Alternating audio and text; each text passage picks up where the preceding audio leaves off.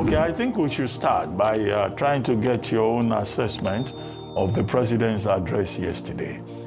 Some people have expressed the view that saying, well, 2.5 million jobs will be created is not enough, or organizing a national youth conference against the background of the Fearless in October protests yesterday, across some states of the country also will not seem to be enough. And all that talk about economic stabilization bills will seem not to be the way to go. But the more embarrassing part is that some people out there, lawyers, economists, have been saying that in that speech, that the president of Nigeria lied about ways and means, foreign direct investment, and some of the other details in terms of what this government has done about monetary policy and fiscal policy. I said earlier on this program that if that were to be confirmed to be true, S must rule. But what do you think in terms of the details of that speech? First of all, good morning, Nigerians. Happy Independence Day. They're good. We're in a difficult position right now in terms of the economy. Nigerians are not having a very good time. They are not having an easy go of it. So it's very important that we're honest with ourselves as a political party, as the party in governance, in office, in order for us to make real progress. And some of the, I don't know the fact whether some of those details are true or false, especially in terms of the ways and means. I think that those who are responsible for the statistics can look into it and we can have clarifications on that. But in reality, the truth about it is that Nigerians are not feeling the renewed hope agenda, that we're not actually performing as we promised Nigerians that we would. The renewed hope agenda itself that Mr. President wants to implement, is a laudable agenda. But the reality is, from my perspective, and from the perspective of a lot of young Nigerians, we don't believe that the people that the president has assembled to carry out these agendas, these initiatives have the capacity to deliver on what the president wants. And that's just the fact. That is why we're seeing that a lot of issues are occurring. The economy is not doing so great. Price of food is skyrocketing. And we need to take a look back. We need to be honest and realistic with ourselves if we want to make real progress. As a nation, Nigeria right now, we are not standing where we should amongst the Committee of Nations. And this is simply because some of these policies, some of the policies are essential and are needed. For example, removal of the fuel subsidy, it's essential. Stabilization, same currency, it's very important, Going forward, we must implement that. But other policies that the president has put in place and the people, especially the people in charge of trying to implement this, I don't think they understand what they are supposed to be doing and are not getting a grasp of things. If you look at their ministries, for example, realistically, statistically, without emotions, how many jobs have been created? How many jobs did you meet when you assumed office over a year ago? How many have you created? How much income have you generated? How much revenue? How many people have you given jobs? It's one thing to read out speeches. It's another thing completely to deliver on the promises. Nigerians are expectant. Nigerians believe that they should be further ahead of where they are right now. And we have to be honest and realistic with ourselves. If things are not going right, the president must make a change as soon as possible so that the people who have the competence to do the job can get in and do the job and deliver on the renewed hope agenda. There was a lot of promise. A lot of us believed in the president, believed in this government before coming in. And what we're seeing compared to what we believe, if we're being honest with ourselves, except maybe we don't want to be honest and we just want to keep saying things will get better, things will get better. But for things to get better, you have to have implementation plans. You have to have an idea. A typical example is the flooding, where... were you saying something? I couldn't hear. You were saying something about flooding, then I'll come in to ask my question. I just want you to finish that point on... Yeah, for example, the issue of flooding, it's a shame that there's no plan in place so that flooding can be prevented forever. You know, you're looking at, for example, existential issues like the drying up of the Lake Chad Basin, and you have Maiduguri that is less than 200 kilometers away from Lake Chad. Why can't you build a channel? By building a channel from Maiduguri to Lake Chad, you've solved several problems, you've created new businesses. There can never be flooding again. It's a base model for starting projects. You can do the same from the Benue to Lake Chad. You can do the same all over the country. So you need creative leaders who can deliver on this renewed hope agenda. What we're seeing is something completely different from what we expected. And the president must make a change because a lot of people are expecting a lot and believe in him. Right. So therefore, if he's not able to deliver, it won't be the people around him. Okay, so I want you to now break down this change you're asking for. You said a lot of things, but hit the nail on the head. What kind of change are you expecting? You or yourself are a member of the APC.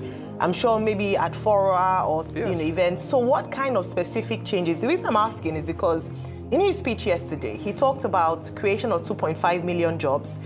You are relatively a youth or just about exiting the youth category, but he's talked about the plans for a national youth conference as well. You've exited, all right. A national youth conference as well. Are those the kind of changes or efforts or moves that would at least restore, because it looks like hope is lost now from what you've said. I think people have moved from being expectant to hope being lost. But were those things enough to restore hope? And if they weren't, what specific changes are you looking from this administration and the president in particular?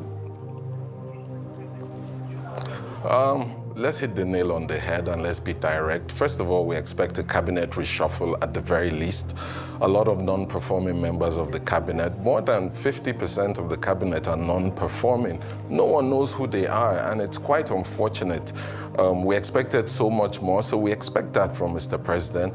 As for the youth conference, honestly, I believe it's a very laudable idea. Majority of the people that have protested in the last 3 months, whether it's opposition or not, is irrelevant. They are Nigerians, and majority of them are young people. There should be a forum to engage these young people, to be able to have an idea of the challenges they face and the creative ways of generating solutions that are all-inclusive. The idea in itself is extremely laudable. You know, engaging people is extremely laudable, but, you know, to be honest, I have also been part of previous sort of conferences like this, and they don't exactly meet their target. That's if we're being realistic. And secondly, and even more importantly, a number of us young people felt, now I consider myself part of the young group rather than the youth. I'm not part of the youth anymore.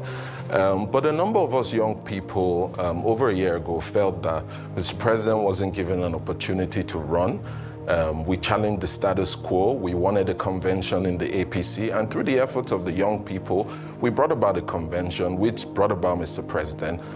And in that process, a number of us, specifically myself as a young person, I sat with Mr. President and we had an agreement. And to this day, the agreement is yet unfulfilled. So for me, it's difficult to come out to convince young people, to tell them that if Mr. President has an agreement or the system has an agreement with you, there would be those deliverables. So it's very difficult. So we must see not only promises, but deliverables, deliverability on your promises. You must be able to say A and deliver on A. If you don't deliver on the timeline, there must be steps to deliver on that timeline. Young people need to be encouraged. We don't need to, just like you're saying, Ayo, a lot of people are feeling hopeless. And it's not wrong of you to say that. It's not wrong of any Nigerian to feel that way. But what are we doing to make these differences? Because if you look at the reality of it, there's only maybe 15 months left, thereabouts, of governance. After that is electioneering. So if you don't achieve any critical steps within the next 3-4 months that would guide the next 12 months, then we're going to be here a year and a half asking Nigerians, telling Nigerians it's not our fault, it's the fault of the past. But in reality, it's still our government. And if we're not honest with ourselves, if we're not willing to say the truth and listen to it, then there's a big problem, because we're in office now, all we need to do to succeed, the easiest of doing. And if the people that because the vision is great. I believe in the vision. A lot of us believe in the vision. But the implementation of the vision is where the challenges are, and we expect more to be done. That's fact. As people in the party, we expect more. As Nigerians, we expect a whole lot more. Okay, I mean, from the way you're sounding, it looks like the government is not meeting expectations for you.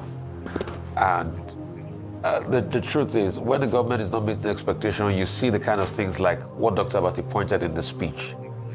There were a lot of untruths in that speech. The president talked about 30 billion investment. No, it was 30 billion commitment in FDI. That's what Doris Aniti had said. And the one that is most egregious is the untruths of the fact that they've cleared Ways and Means. You know, that money is still a debt on our books. It's been securitized for the next, I think, close to 30 over many years down the line. And our future generation will have to pay for it. And the president coming out to say it's been cleared. Anyway, this National Youth Summit, would you like to be a delegate? And if they call you and say, Mustafa, be a delegate, what would you be saying? And I also want to ask you, would you do it for free? Or you will collect the delegate allowance for those 30 days?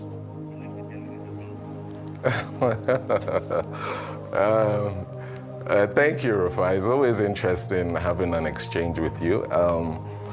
I'll start with the delegate one, then go back to this speech. Like I said, I don't really consider myself youth. I consider myself a young person. So maybe an advisor or someone who has perspective from experience. I'd like to be something like that, you know, but to say a delegate to come and speak, not so much interested. I've participated in so many, I've led so many across country. I've done quite a number, and we must learn to cultivate the character of letting those that come after us have the opportunity to express themselves, to engage themselves. I cannot continue to occupy that space so that other people would not have the chance to. I would let younger people who have more zeal, more energy, who can add it to what we have, can be much better for the country. I'll let those ones delegate money. It's no, that's funny. Not interested. That's for the others. So. But in terms of success and the ability, I think the idea, like I said, the idea in itself makes a lot of sense. But the worry is its implementation, the people who would be heading its implementation. You know, what we've seen, you know, has not truly been encouraging, to be honest. You know, what we've seen is it's not by skill, competence, merit, your ability to deliver that, you know, you're occupying certain positions, which is very unfortunate and very realistic. We've also seen that a number of these are from a certain sect of the country, which doesn't also make sense. It doesn't add up. A number of decisions don't actually quite add up, except maybe we're just looking for one-term governance. You know, if we want this to continue, we must make rapid changes, and this youth conference is an opportunity for that. Am I getting something wrong? Is it that the SAPA has hit you? Because you were so in support of this government the last time you were here. You had even complained like this, my brother. What's happening? Is it that the SAPA has hit you so much? Don't get me wrong. They didn't buy your electric cars. No, don't get me wrong. They didn't buy your electric tricycle. They are not giving you electric tricycle contract. Is that why you're talking like this? Mustafa, my brother. No, of course not, Ruben. No, let me clarify, Ruben. I like those questions. It's very interesting, but it's important. More than anything else, I'm a patriot. I love my country. Even when the previous president, at some point, things were not going right, we were the ones who led the forefront. I'm coming out at this point because, first of all, the government needed time to settle. 16 months is more than enough time to show where we're projecting ourselves to go. That's number one. Number two, this is a critical juncture. If we don't make these changes within the next 3 months, we cannot be asking the people in 15 months, what are we going to showcase for it? Who is going to vote for us? So my own is, let us succeed. Let us succeed as a party. Let us succeed as a people. I spent the last 2 months going around. I went to so many places, China, Europe, and Bahrain, when I was in university in Glasgow, the Arabians used to talk about Bahrain like it was something else, but today Bahrain is, wow, it's unbelievable. So if you look at what is going on around the world, I want the best for my country. I don't care who is in office. I don't care what is happening. I care how my country is functioning and how well it's doing. Prince Audu. Yes, Ruben. Okay, let's go beyond the Tinubu administration. This is supposed to be about 64 years of Nigeria's independence.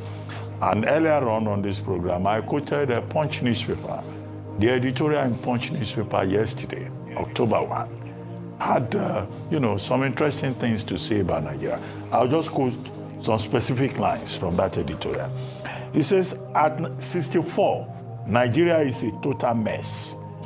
It is a deformed adult child at 64, standing on false structural legs. Nigeria has lost its way, the editorial stated.